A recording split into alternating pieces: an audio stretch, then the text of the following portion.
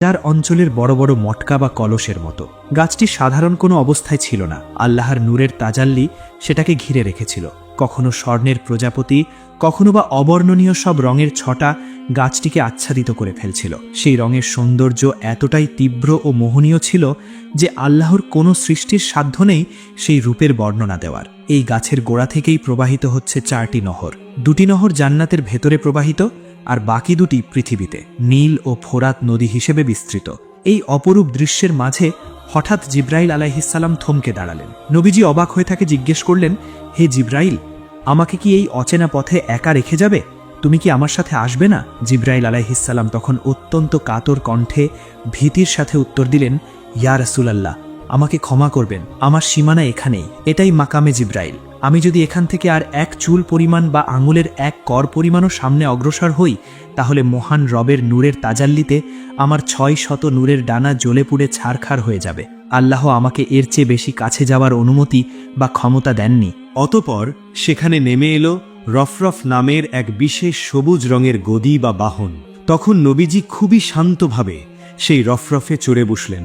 রফরফ তখন নবীজিকে নিয়ে আরও ওপরে উঠে যেতে লাগল। জিব্রাইল পেছনে পড়ে রইলেন। নবীজি একা, একদম একা, অসীম এক আলোকোজ্জ্বল পথের দিকে ভেসে চললেন। জিব্রাইল ও সমস্ত সৃষ্টি জগৎকে পেছনে ফেলে রফরফ নবীজিকে নিয়ে ভেসে চলল নূরের মহাসমুদ্রে। 70,000 নূরের পর্দা ভেদ করে নবীজি এগিয়ে চললেন। এমন এক মাকামে তিনি পৌঁছালেন যেখানে সময় স্তব্ধ, স্থান অবলুপ্ত। পবিত্র কুরআনের ভাষায় কাবা কাউসাইনি আও আদনা, অর্থাৎ 2 ধনুক পরিমাণ দূরত্ব কিংবা তার চেয়েও কাছে। অবশেষে সেই মাহেন্দ্রক্ষণ উপস্থিত হল যখন সৃষ্টির সাথে স্রষ্টার পবিত্র সাক্ষাৎ হল, যখন হাবিব মুহাম্মদুর রাসূলুল্লাহ সাল্লাল্লাহু আলাইহি ওয়াসাল্লাম রব্বে করিমের দিদার লাভ করলেন। আল্লাহর হাবিব সাল্লাল্লাহু আলাইহি ওয়াসাল্লাম মহান রবের সামনে আদবের সাথে পেশ করলেন তার তোহফা। তিনি বললেন, আত্তাহিয়াতু লিল্লাহি ওয়াসসালাওয়াতু ওয়াত-তাইয়্যিবাত, অর্থাৎ আমার সমস্ত মৌখিক, শারীরিক এবং আর্থিক ইবাদত কেবল আপনারই জন্য হে আল্লাহ।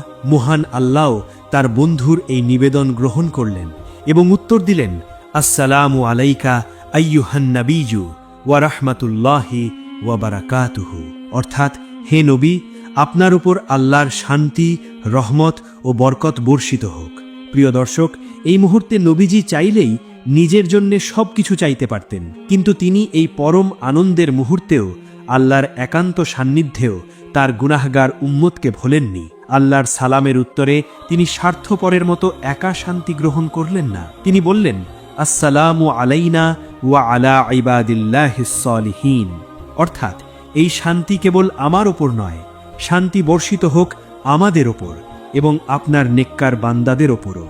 সুবহানাল্লাহ। যাই হোক, এই কথোপকথনের পরই